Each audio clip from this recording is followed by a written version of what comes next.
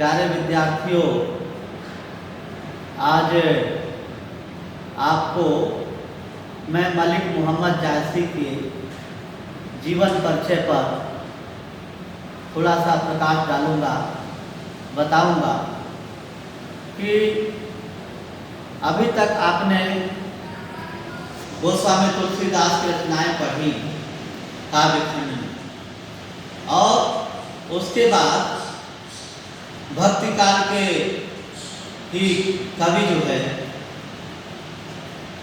प्रेम आख्यान के कवि, प्रेम आश्रयी मार्ग के कवि श्री मलिक मोहम्मद जायसी पढ़ेंगे और इन पर चर्चा मैं विस्तार पूर्वक करूंगा और आपको अच्छा लगेगा। बेटा, मलिक मोहम्मद जायसी का जो जीवन काल है वो सन 1492 से और 1542 ईस्वी तक चला। 1492 से 1542 ईस्वी तक इनका कालक्रम चला और मलिक मोहम्मद जायसी उत्तर प्रदेश सुल्तान रायबरेली के पास एक गांव है जायस, उस जायस में उनका जन्म हुआ और 1492 में इनका जन्म हुआ और ये अमेठी जिला में है। अमेठी उत्तर प्रदेश में जायस नामक गांव है, वहाँ इनका जन्म हुआ और प्रेम की पीर के गायक कवि, प्रेम की पीर के गायक हैं, प्रेम की पीड़ा को समझते हैं और कहा जाता है कि इनका जो चेहरा था वो बिल्कुल कुरूप था। मलिक मोहम्मद जायसी का जो चेहरा था बहुत कुरूप था। तो ये आप समझ सकते हैं कि मलिक मोहम्मद जायसी को प्रतिष्ठित करने में हिंदी साहित्य इतिहास के आलोचक आचार्य श्री रामचंद्र शुक्ल की देन है। उन्होंने मलिक मोहम्मद जायसी को पर बल दिया और भक्ति काल के चार धाराओं के कवि हुए। भक्ति काल में 4 धाराओं के कवि हुए। एक तो निर्गुण धारा के कवि और दूसरे सगुण धारा के कवि। और निर्गुण धारा के कवि में 2 धाराएं टूट गई।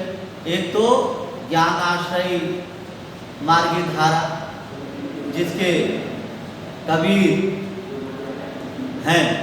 जिसके कबीर हैं प्रवर्तक, कबीर, तिरुवल्लुवर, अलअद्वैत, ये लोग। और दूसरे कवि हैं भक्ति काल के निर्गुण ब्रह्मधारा के, वो हैं मलिक मोहम्मद जायसी, जो प्रेमाश्रयी शाखा के कवि हैं। प्रेम की उपासना, प्रेम आख्यान के कवि हैं और प्रेम पर आधारित इन्होंने चौपाई और दोहे छंद में अपने महाकाव्य लिखे। और कहा जाता है कि भाई सूफी जो शब्द है फारसी के सूफा शब्द से निकला है। सूफी जो शब्द है वो फारसी के सूफा शब्द से निकला है। सूफा का अर्थ होता है चौतरा, जिस पर लोग बैठ करके और कथा इत्यादि सुनते सुनाते हैं, पेड़ के नीचे कथा सुनते सुनाते हैं। तो सूफा से सूफी काव्य, और सूफी काव्य को मसनवी शैली का रूप दिया गया है। और मलिक मोहम्मद जायसी इसी प्रकार के सूफी काव्य के प्रवर्तक माने जाते हैं, प्रारंभिक कवि माने जाते हैं। और इस जो है महाकाव्य के दो पक्ष हैं, एक तो ऐतिहासिक पक्ष, दूसरा जो है स्वप्नलोक पक्ष। ऐतिहासिक पक्ष कि भाई रत्नसेन पद्मिनी को बहुत स्नेह करता है और सिंघल द्वीप की राजधानी में रहता है जो श्रीलंका में है। नागमती चूँकि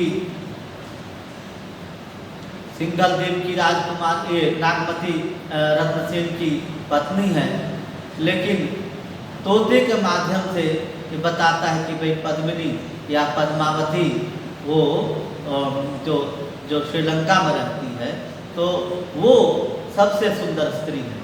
तो नागमती को छोड़ करके और रत्नसेन पद्मिनी से मिलने चले जाते हैं।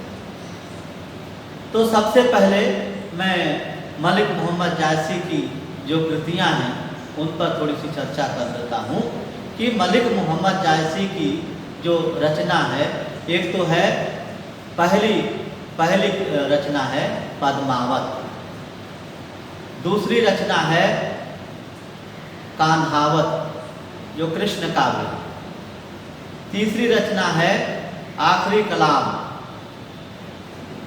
आखिरी कलाम ये सूफी काव्य है। तो इसमें ये तीन रचनाएं हैं इनकी जो प्रमाणिक रूप में मिलती हैं। आचार्य रामचंद्र शुक्ल जो है इसका प्रमाण देते हैं।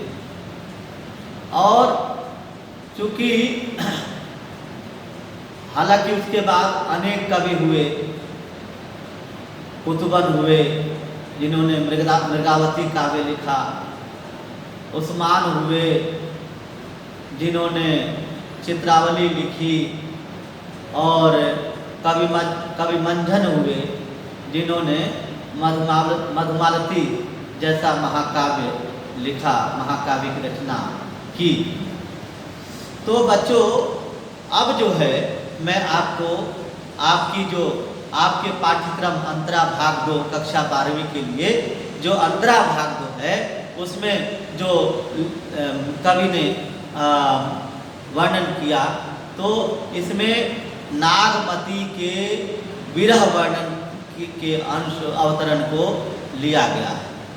आपके पाठ्य पुस्तक में नागमती का विरह वर्णन है। इसमें 12 महीनों का वर्णन किया गया है, 12 मासा ये है जो आपके यहाँ इस पाठ्यक्रम में लगाया है।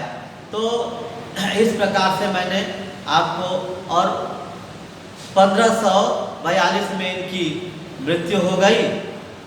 1542 में मलिक मोहम्मद जायसी की मृत्यु हो गई।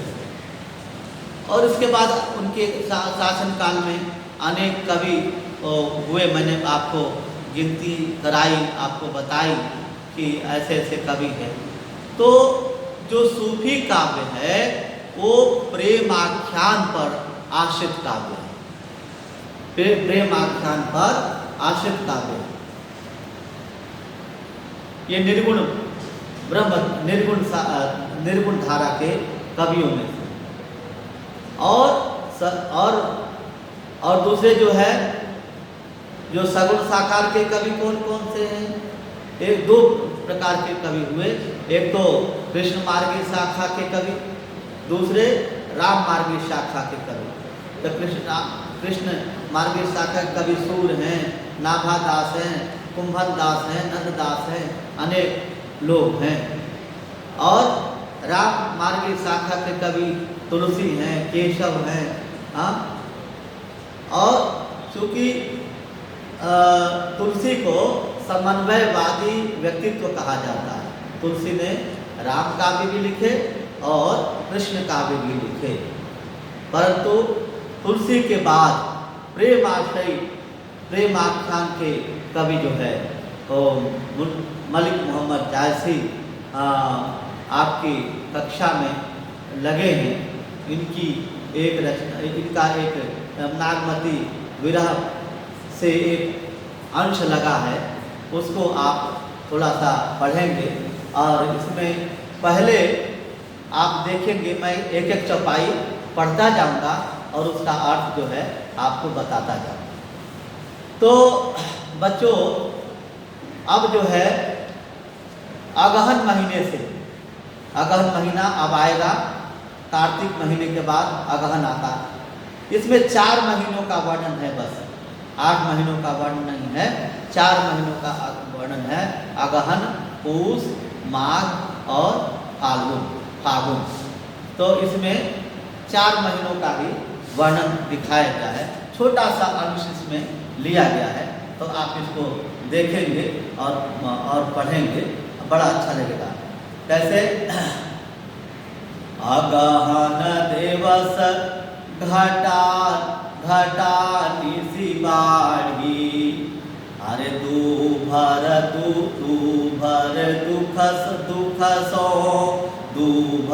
दुख सो जाई की मिकाड़ी, अरे अवधानी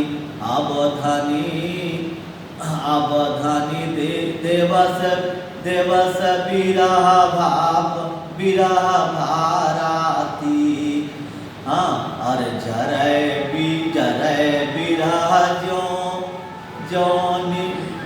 जरे विरह जो दीपक बाती। तो